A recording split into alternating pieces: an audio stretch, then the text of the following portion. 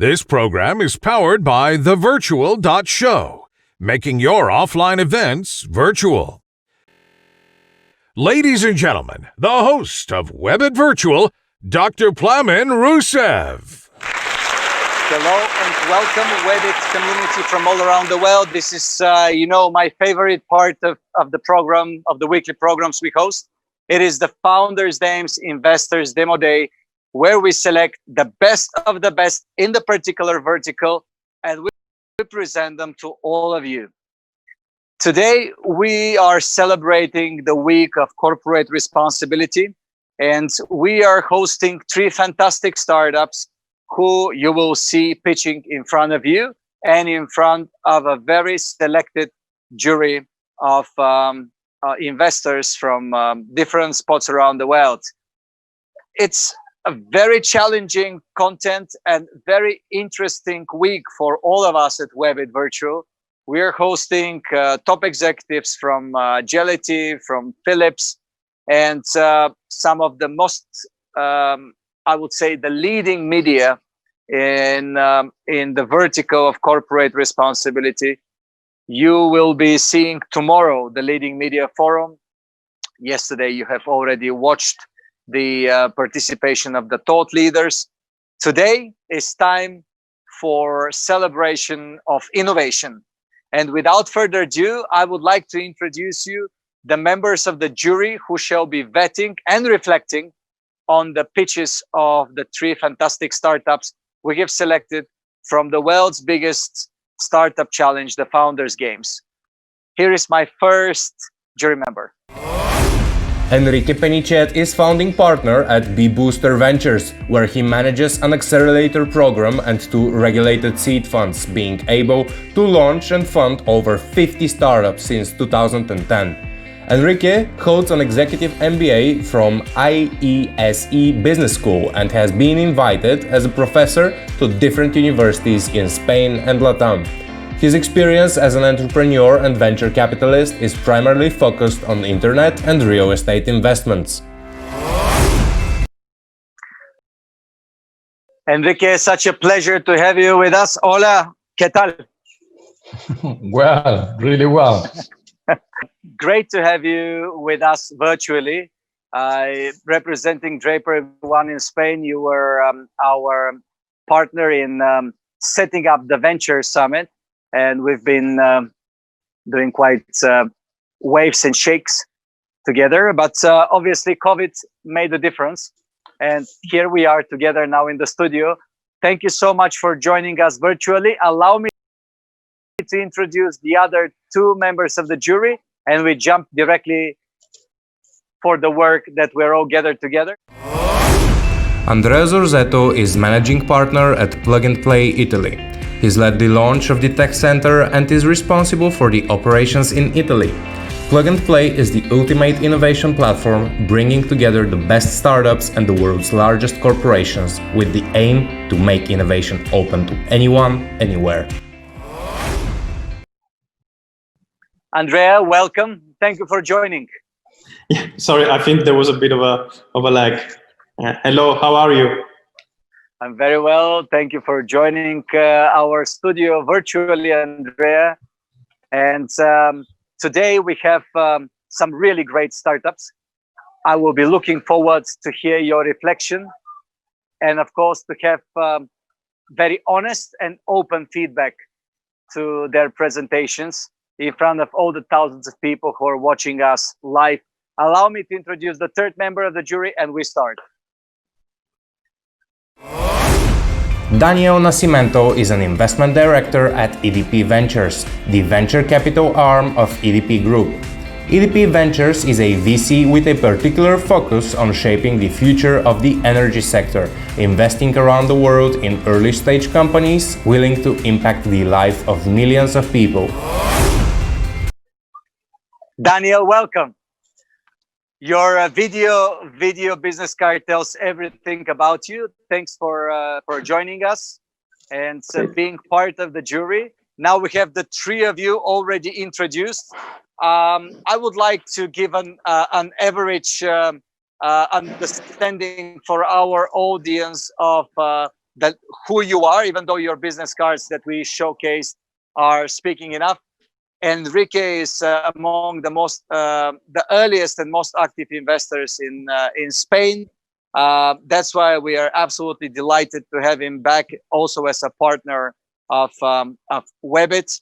And both Daniel and Andrea are representing on-spot investors who are pretty much focused on the verticals that we are going to be covering today. Without further ado, I would like to start the pitch sessions now. We will have 3 pitches, and these 3 pitches will present 3 different startups, all of them in the area of corporate responsibility. They are having 3 minutes to present their company, and then we have 5 minutes Q&A session. After the 8 minutes, we will, particularly our jury members will have to vet them per 5 criteria: scalability, uniqueness of idea, we have business approach, marketing approach, and team capacity. These 5 factors are the most important factors that we measure, and we make sure that these are the 5 factors that we believe will help the startup to move ahead. With further ado, I would like to introduce Bloom Florent from Switzerland. Hello, Florent. How are you?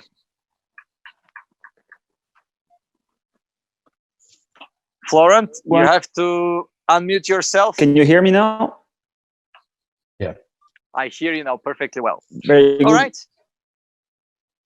You have 3 minutes and they start now. Okay, very good. Hi, everyone. It's a really great pleasure to be here and to have the opportunity to present you Bloom. So at Bloom, our vision is to make biomass a green alternative to petroleum, because petroleum is really everywhere, not only in the fuels we use for transportation, but also in most of the products around us, such as textile, plastics, or cosmetics. And those products only represent 13 million barrels a day, or 4 million tons of CO2. So it's really urgent to find a sustainable alternative.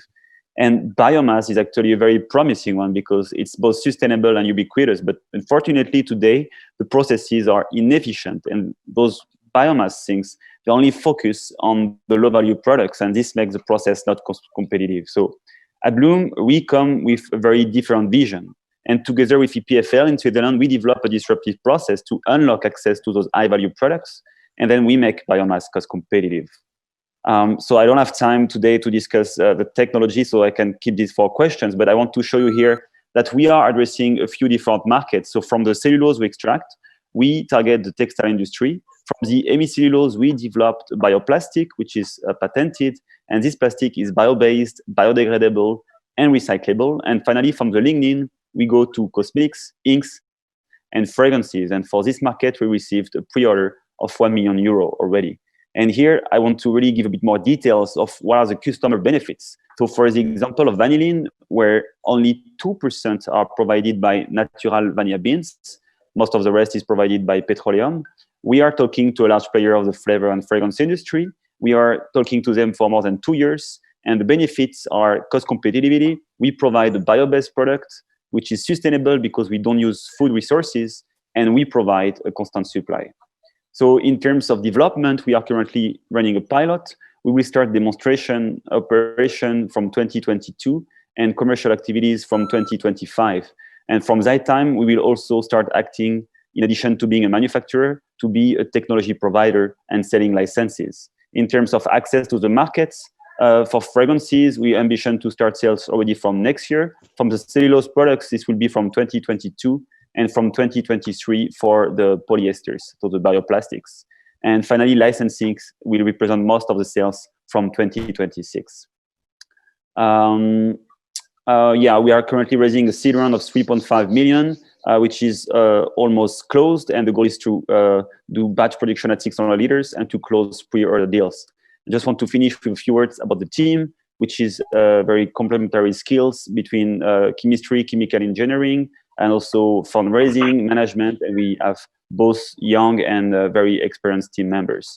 And here is the board. I don't have time for this. And here is just an overview of all the awards we collected in the past, including Solar Impulse or WBCSD. Thank you.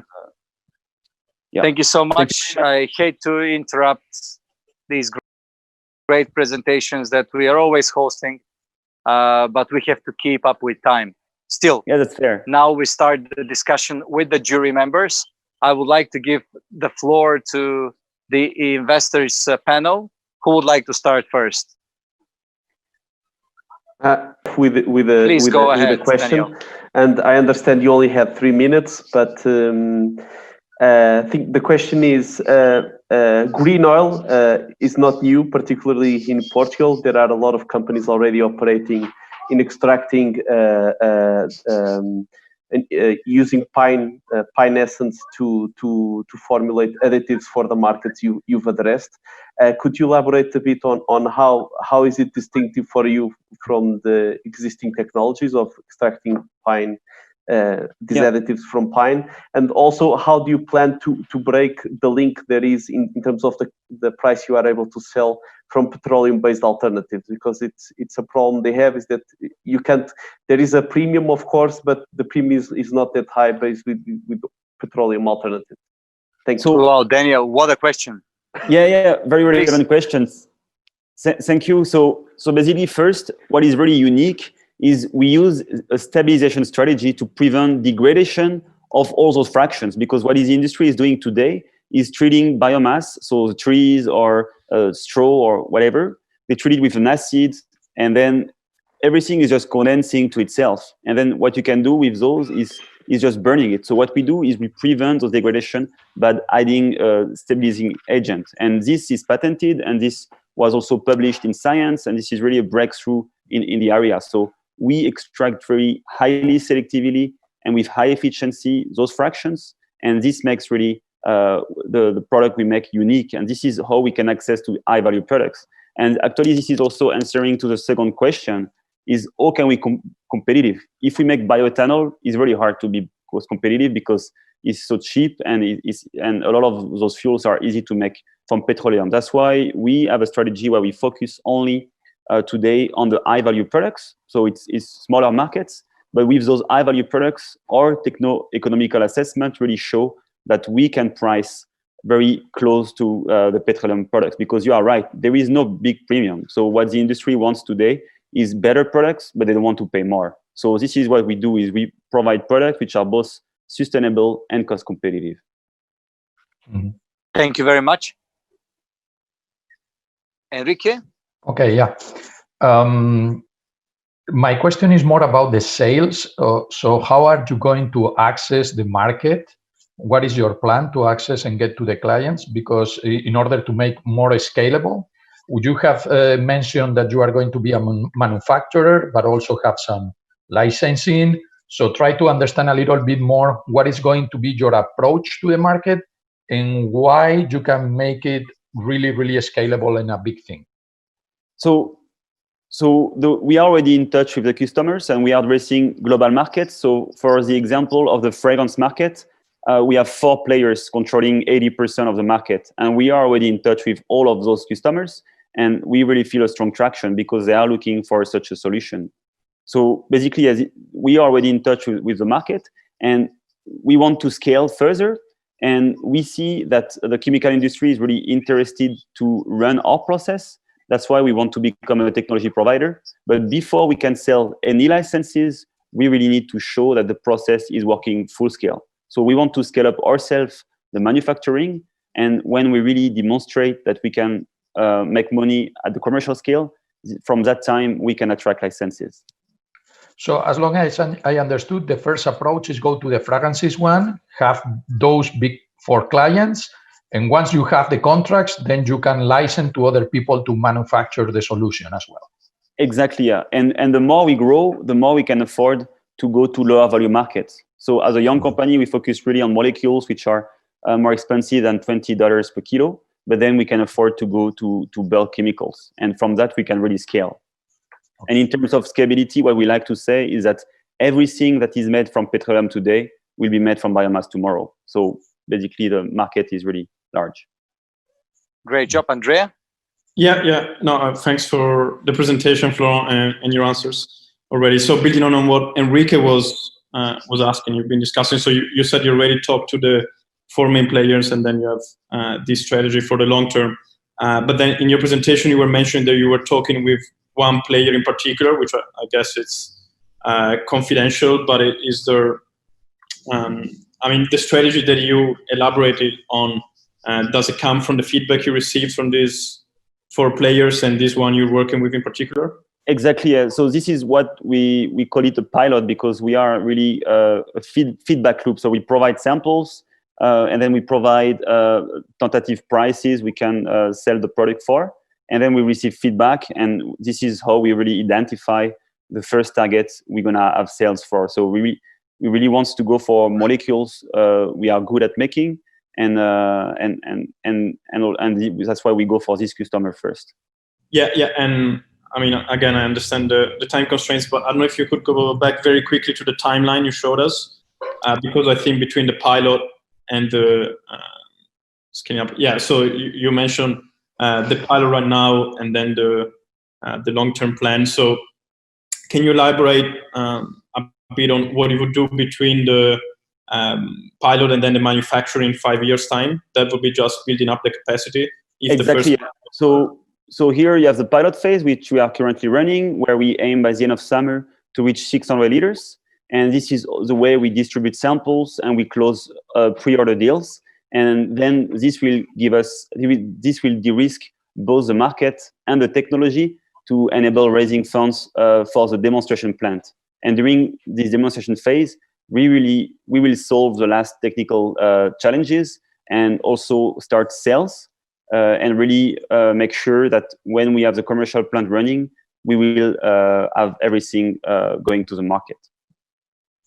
But this is typical from the chemical industry, really scaling from one plant to another, and there is cycles. Yeah. Yes. Okay. Thank you very much. Just one more question. Just one more question, if you allow me, Plamen, is that about the team. Can you tell something about why these people is the perfect people to do this right now? So, starting from myself, I was part of the team. We developed the technology. So my drive is really to take the technology we developed from the university to the market. And then I was really lucky to be to have also our CEO Remy in the team. So he's coming as a serial entrepreneur. So he had such project before. So he's really experienced to raise money and for management and really provide the vision. And then we also now convince experienced people. So for instance, Dr. Marcel Van Berkel, who is coming with his 25 years experience in the chemical industry. And he has been working for such big plants before. So he's bringing his expertise. And also we have a lot of younger people that we hire from university, which are really motivated to really make a change regarding fighting climate change. So we have a very complementary skill, and we believe that we cover everything. I didn't mention the board, but we also have the ex-CFO from Givaudan, which is one of the top 4 players of the fragrance industry with us. We have a player from DuPont, which is a large chemical company. So we also have some gray hair in the company helping us to move forward. Okay, thank you. Thank you. We've kind of broken the rules. Now I will have to allow the other 2 startups deal with time the same way. But let's pay respect to their work. It's indeed a great opportunity to present in front of the WEBIT community, because what they're doing is really fantastic. Thank you so much to Florent. Thank you. And stay with us. I'm sure that you will be eager to know who is going to be the winner of Founders Games of WEBIT Virtual today. Let me present you the second participant, the EcoTree. And we have Thomas from Denmark. Hello, Thomas. How are you? I'm good. Thank you so much. It's a pleasure to be here. And I'm happy to welcome you in a nice... Wonderful to have you with us. let's have the 3 minutes now of your presentation, and they start now. Pleasure to meet you. I'm Thomas. I'm one of the co-founders of EcoTree, and EcoTree is actually a forestry company that is revolutionizing investments in forest and tree planting. I like to say that we're a startup that for once didn't start in a garage, but actually in a forest. Because it all started with a very simple conviction that we need more trees, we need more forests, because still so many people cannot imagine the many vital benefits of a sustainably grown forest, because it goes way beyond just CO2 sequestration. So 4 years ago, we came up with a simple but groundbreaking idea.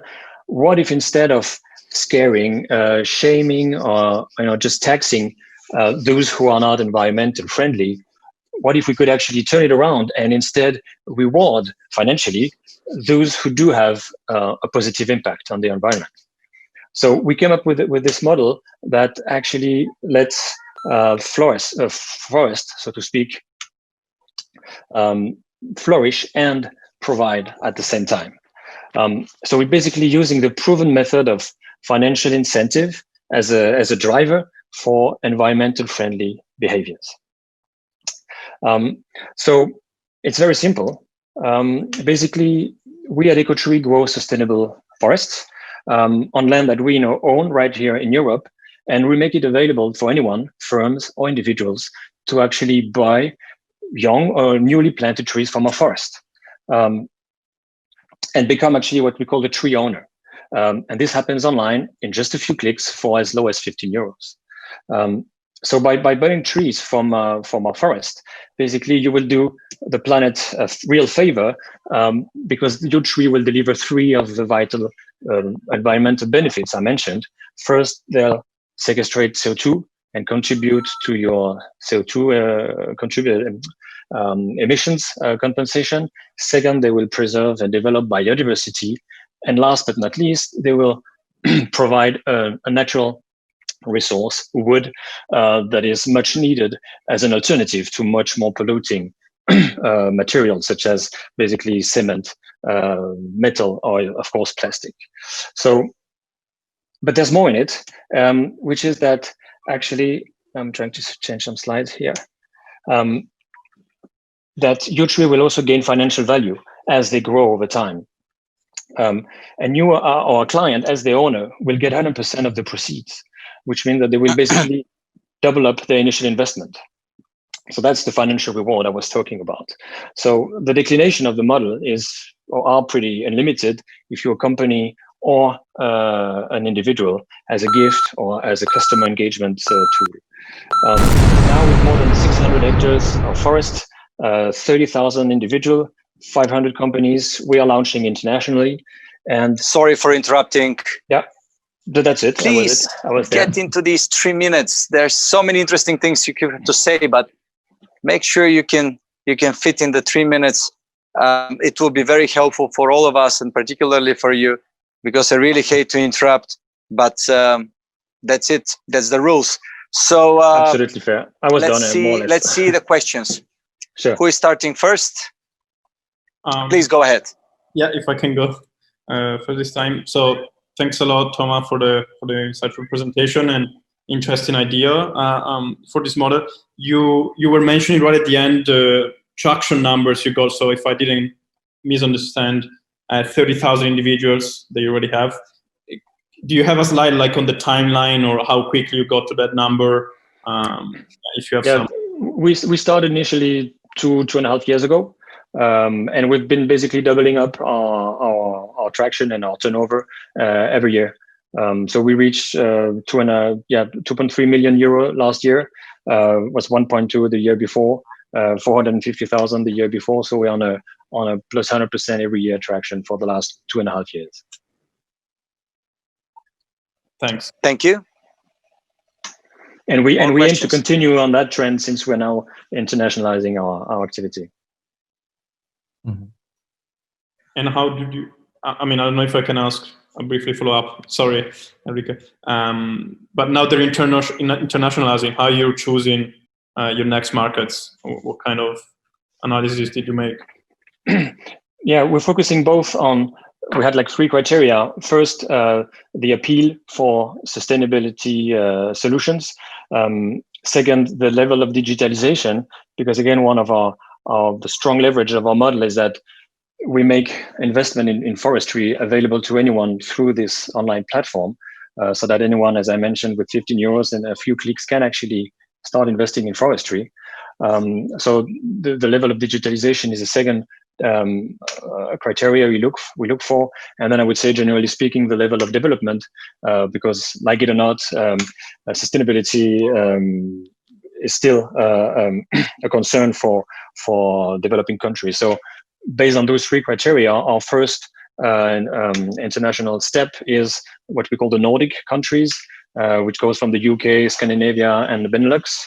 The second step would be the Dachgebiet, so the German-speaking area, Germany, Austria, Switzerland, and then we'll go for the rest of Europe and the rest of the developed English-speaking countries. Okay, thank you. Enrique, you had a question? Yeah. My first question is like, I think I understood that you said that, okay, the money that I'm putting in the platform, actually it goes to buy and have those trees, and then I get 100% of the returns that produce. That is about a 2% yearly return. So my question is more about, how do you make money? That's one question. And then the second question would be, you mentioned to Andrea that is this year like 3 million in cash flows. So that 3 million is actually your margin, or is the amount that you receive from the investors in order to buy the trees? Right, good question. First of all, as you can see on the slide now that I took the lead back on the slide deck, we make money on by taking a 30% margin on every purchase from the tree. And that's the only area where we actually get money, because when the tree is harvested and you get the revenue from the sale of the wood, you get 100% of the income. There's no hidden commissions or whatsoever. So we get our margin from a 30% margin on the sale of the tree. And the rest of it is financing the cost of planting, and what is very important, the long-term forestry management, because it's a critical, we're talking about 30 to 50 to 60 years life cycle, and it is critical that we secure to you, our client, the financial means to actually implement the necessary forestry management over time. And so when we talk about our turnover is basically the volume of the sale of the sold trees. Mm-hmm. Okay, so so you said your margin is 30% of that. So your gross margin. About. It is, yes. Okay, absolutely. Thank you. More questions, Daniel? Yeah. So a question I think following up on Enrique's, it's you have some pretty hard economics over there, because you need to invest upfront in land and in throughout time in managing the tree, and you get the money upfront, right? And it will also be very hard for you to scale the model up to a level where you are profitable and you have a really big business, because every year you reset the clock, right? Because there's actually no recurring fees for you. You sell the tree once, that's sold, and you need to continuously find new trees to sell and new customers to buy those trees. Am I getting it? Yeah, right? no, I can counteract to that. First of all, we do have the sale of a tree, but we also have a subscription model where basically you decide for an amount of tree you want to invest in every month. So it's basically a recurring revenue for us, because again, both companies or individuals can choose to buy 10, 50, 100 trees every month, and that keeps them going, and then they keep building their own green portfolio or asset of trees. So, and today 50% of our turnover is generated on this recurring business flow. And second, you're absolutely right. When it comes, it's cash demanding to acquire land, because we acquire the land and we sell the trees. And this is how we started on our initially 21st forests we have in France. But we came up with a new model which we call the forest lease, and we already have 2 forests under this type of management. And that's the one we're going to use to scale internationally, where basically we deal with forest owners who will keep the ownership of the land, and we technically buy what's called the right to plant and the right to cut on those forests, so that we can put them on our platform and run a business. And we already settled 2 deals that way, and this is definitely the way we're going to scale internationally, because there are no real estate transaction costs and it's much less capital demanding. Thank you so much. Appreciate this. Great job. And we jump to our third founder coming from Finland. And this is the youngest company with the least funding until now, but still in the scope of success trend. So we have Soletair Power and Petri Laakso. Hello, Petri. Oh, nice to be here today. I hope you... How are you? I'm fine, thanks. How are you? How's the weather in Finland? Actually, is it getting pretty nice. Is it getting white already? No, certainly not. It's like 20 something and quite nice summer weather. Fantastic. Great to have you with us. You have 3 minutes. Please present your company. Okay. Thank you. So I'm Petri Laakso, the CEO of Soletair Power, and we make people more productive in offices and turn CO2 into renewable fuels. So what's the problem? Indoor CO2 is proven to reduce the cognitive function by 20% by every 400 ppm increase in the air. Here on the lower left, we can see a Harvard study, which is supporting our claim, and there's a huge effect on people performance. But another part of our company, liquid fuel demand, which is in 2050. If you cannot use fossil fuels, you need to have synthetic ones, and the liquid fuel demand will be like half of it, what it is nowadays. So our solution is that we can capture CO2 from the building ventilation, and then we can make people more productive and well-being indoors.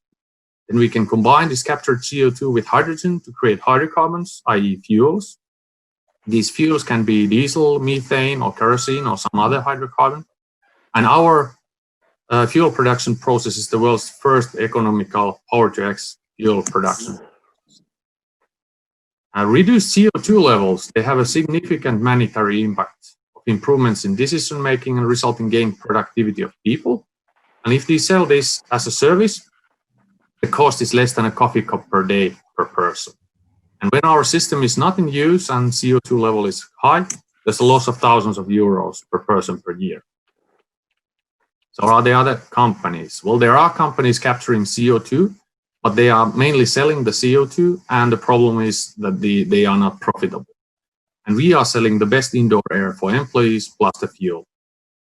Speeding up the ventilation is not an option because there is not the possible technically to double the ventilation in buildings with the current equipment.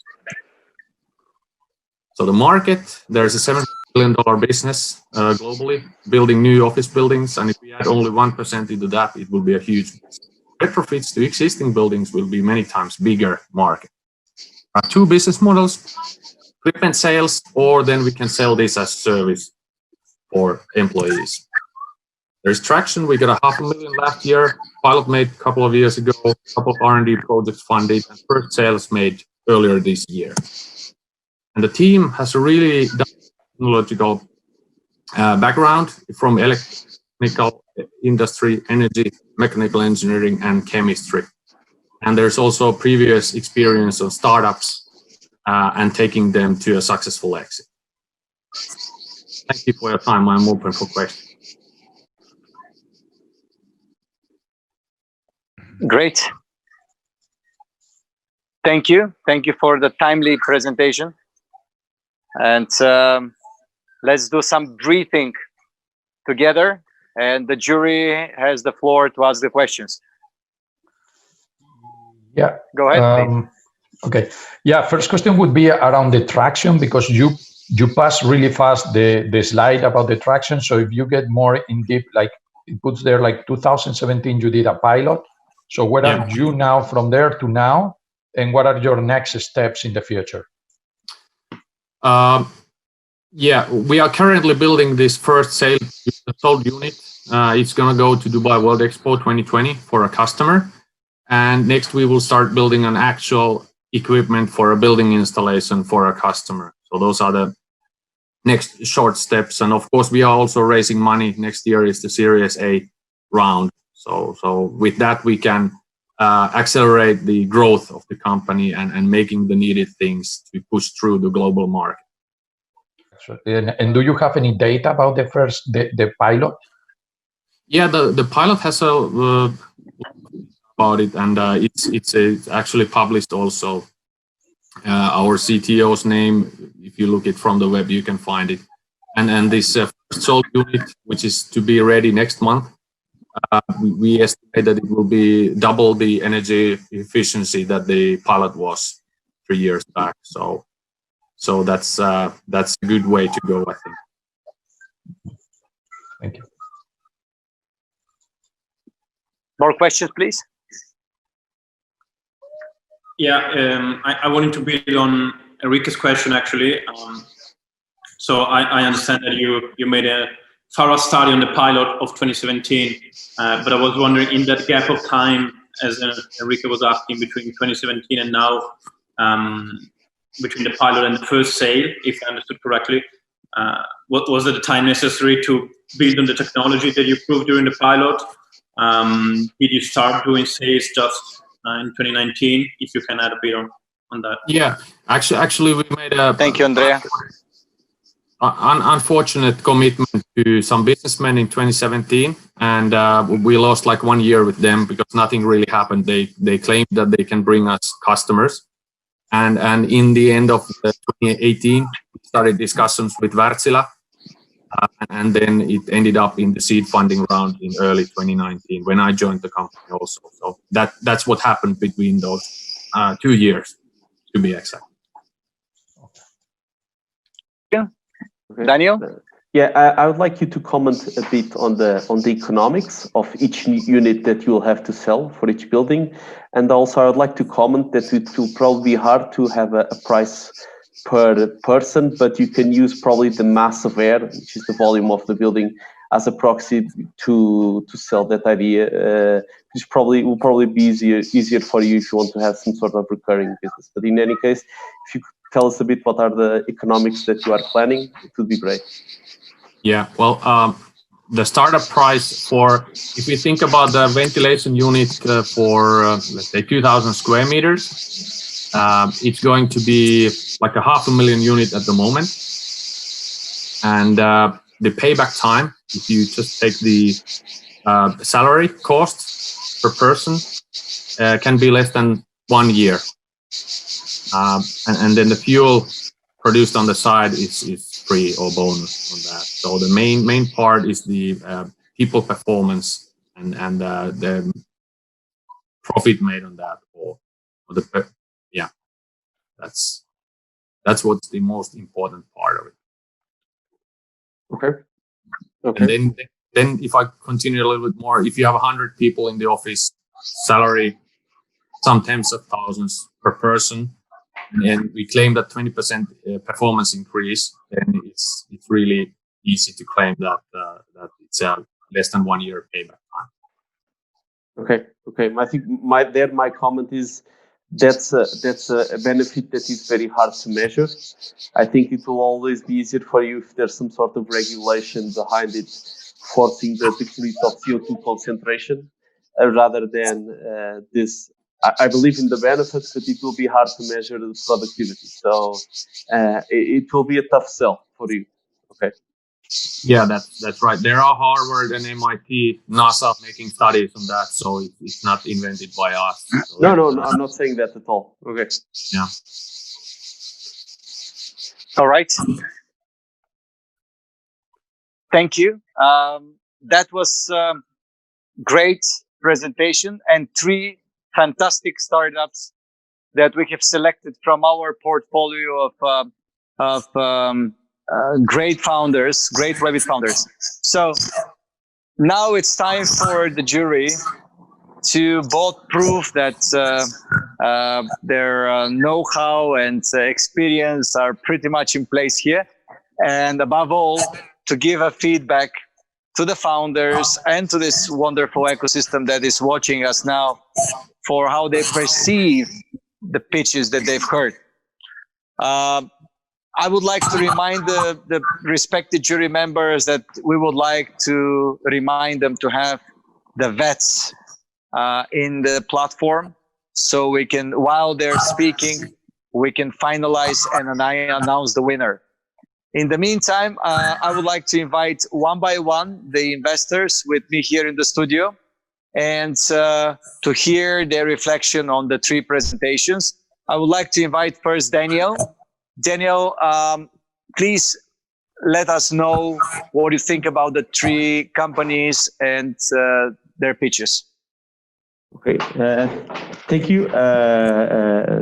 First of all, thank you very much to the three startups for their pitches. I think we have some really interesting ideas here.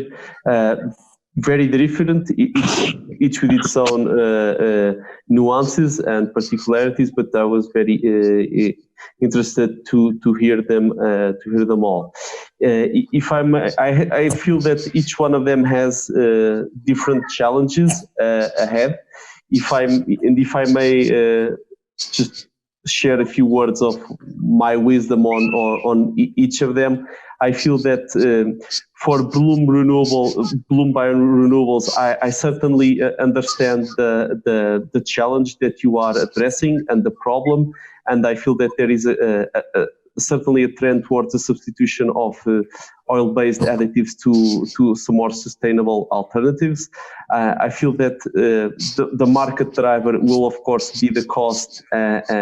One, the cost, and two, the regulation to stop using oil-based alternatives. From a funding and the VC perspective, I feel that your greatest challenge is the amount of money that you have in your business plan being requested from investors. So right now you are requesting a 3.5 million funding round, and within a couple of years your plan is to have 30 million euros. So you do have a very ambitious funding plan and into an industrial business that will, by its own design, scale limited. I think there's a huge market, but the scalability is limited. Going into EcoTree. Found it very interesting, your platform to democratize forestry investment. I would there's not enough time for questions, but I would be interested to understand how do you pitch yourselves against other forestry funds that are already out there, and how do you differentiate, and how do you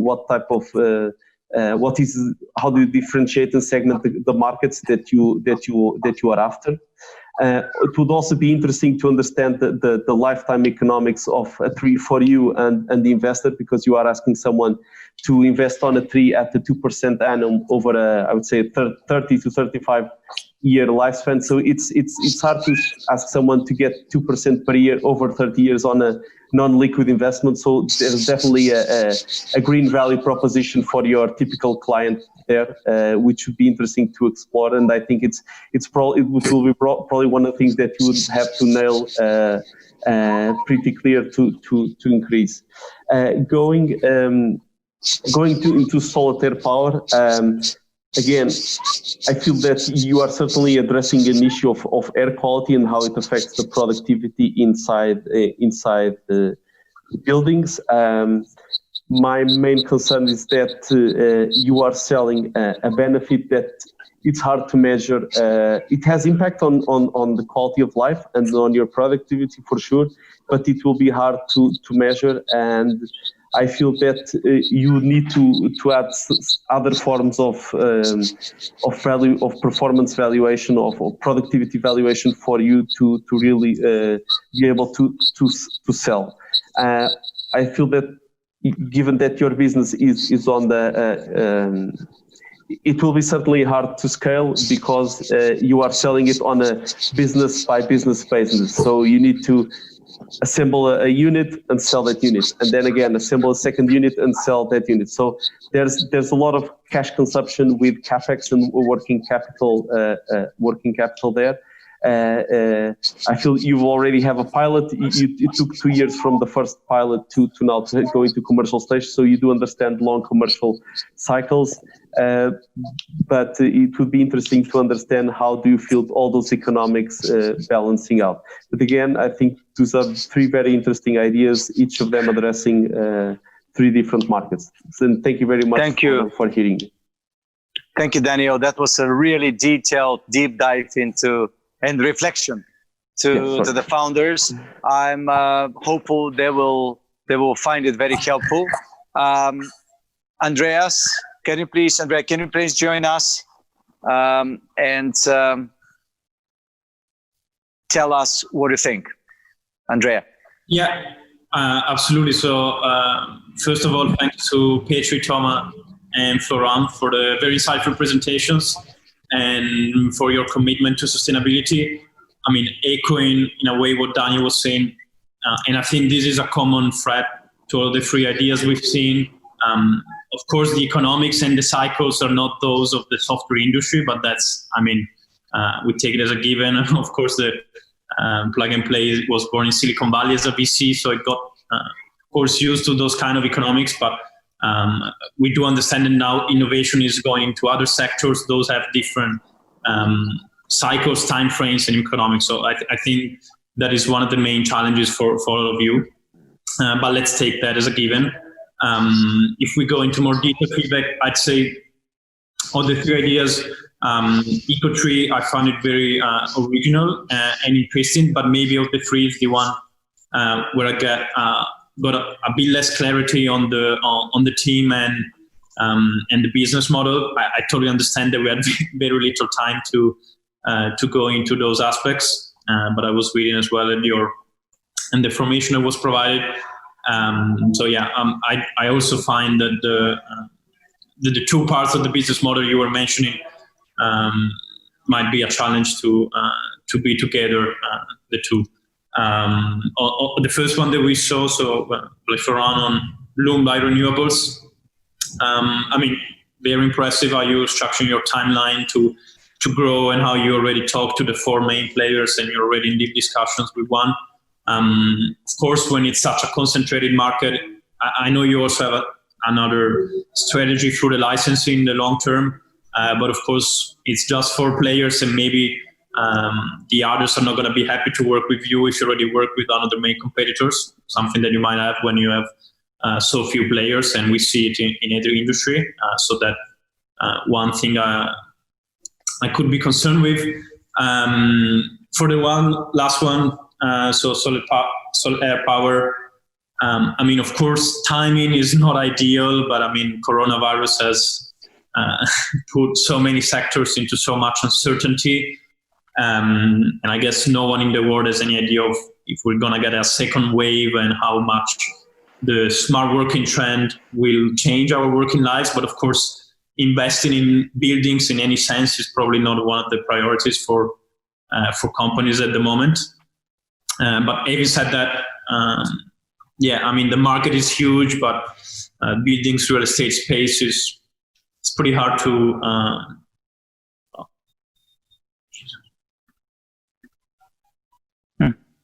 Sorry, can you hear me? We lost Andrea. Yeah, we lost a little bit. Yeah, now, yeah. Okay, yeah, I thought the whole application crashed, but I found it. But anyway, okay. I will talk over. So in the sense, yeah, as apart from coronavirus, is a very hard sector to penetrate, but I think in all 3 cases, it's huge markets where scalability is one of the main issues. But I can see you're also very aware of that challenge and trying to tackle it. So thanks a lot for your presentations. Thank you so much, Andrea. And I would like to invite now Enrique for his reflection. Okay. First of all, congratulations to the 3 projects. I think I actually really hope that you 3 succeed, because it could be a better thing for a better world. I mean, all of you are, actually, I admire you. You are really heroes. Like we are, like here that I am in the hero city, you are really the heroes and the heroes of the future that we hope that you actually succeed. Of course, every time that you are, running out of the borders, doing new things, one of the biggest constraints actually is to make it as well economically sustainable. And I, as Daniel said and Andrea said, probably the three of you have the same problem, that is to make it economically attractive, and in order to substitute the other solutions that are in the market, or in order of selling your solution. So yeah, I think you have a lot of work there. In order, in the EcoTree, probably you are competing with other investment assets that are giving bigger returns. And so in order to make, constrained economical numbers, in order to add a little bit more margin there for the client, so it is better. Even if, as Daniel said, there is the other compound of having an impact investment. Yeah, but you have to have the mix of those both, make it work. And Soletair, Andrea said really well, it's difficult to make a huge investment in a building. And right now with the coronavirus, it's even more.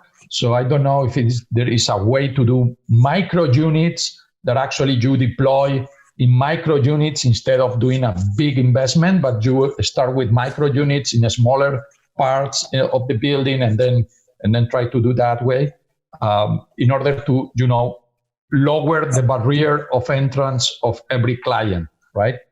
But anyway, also Bloom, in order to scale, as Daniel said, totally, that you need big investment. You need to make the production as cheaper as possible to compare with the oil solution, the plastics. So, congratulations. Hope you accomplish to do that, and hope that in 5 years from now, we have the three solutions really, really into the market. Absolutely. So well said, Enrique. And I do agree with you. We are now working a lot on the Green Deal, etc. And the WEBIT community is pushing more and more into providing clear guidance in regards of social entrepreneurship and obviously sustainable entrepreneurship, because that's all we need. I mean, obviously COVID has refocused our efforts through our COVID health security challenge, etc.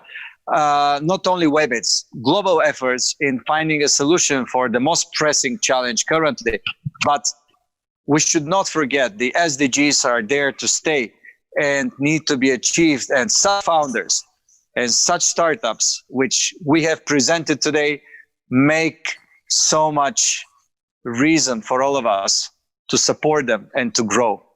Saying this, that's the reason for WEBIT to do what we do, the way we do it. And I'm grateful to my team.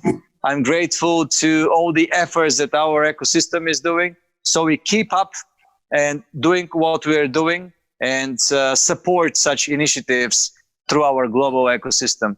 I'm hopeful that all the investors now and corporate partners, particularly that are watching us, will be hopefully interested in supporting these great initiatives.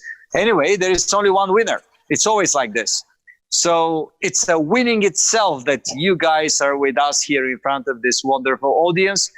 But one is the winner, and here I have with the three founders, the three representatives of the startups, and I have to announce one of you as the winner. I have the numbers already, and you have heard the investors. What is your reflection on what they were saying, Petri? Well, maybe I didn't explain it completely well, but of course they had a pretty good hunch what we are doing and what are the challenges. So we need to work on those. I think so, definitely. And I'm happy that you take it as an opportunity. Thomas? Yeah, well, I'm always amazed how great investors nail it straight to the point, and I think you achieved that as well. And definitely, those are the issues you mentioned or the challenges you mentioned are partly covered or being covered as we speak. So, but I would actually appreciate, as you offered at the beginning, that we could stay in touch in the future, whatever the outcome of the pitch competition. It's absolutely valuable to be in touch with you guys. So, thanks for today's input, and hopefully for the future ones as well.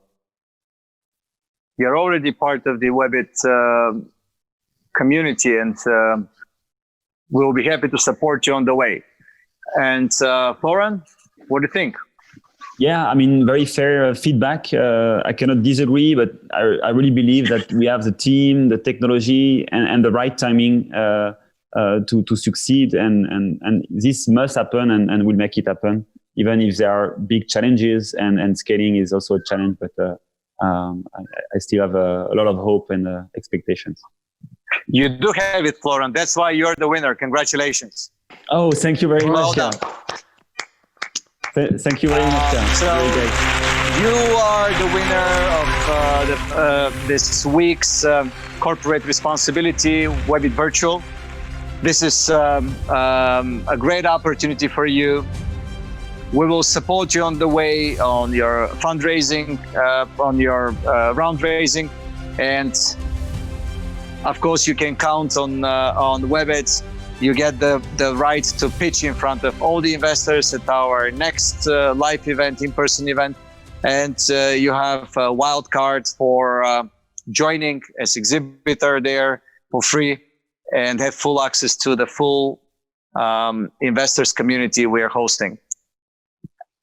And with this, I put a stop on this fantastic show, presenting some of the finest startups and hearing the feedback of some very active and obviously successful investors.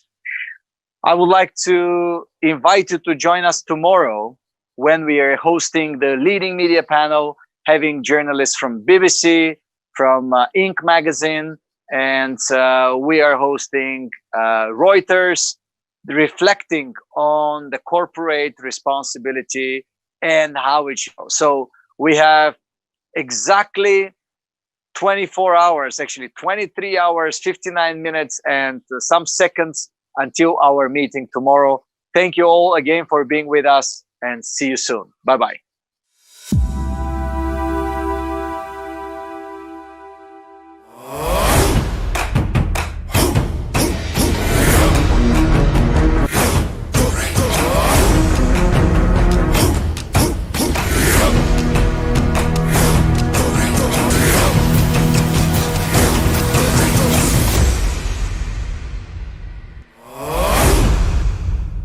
This program is powered by thevirtual.show, making your offline events virtual.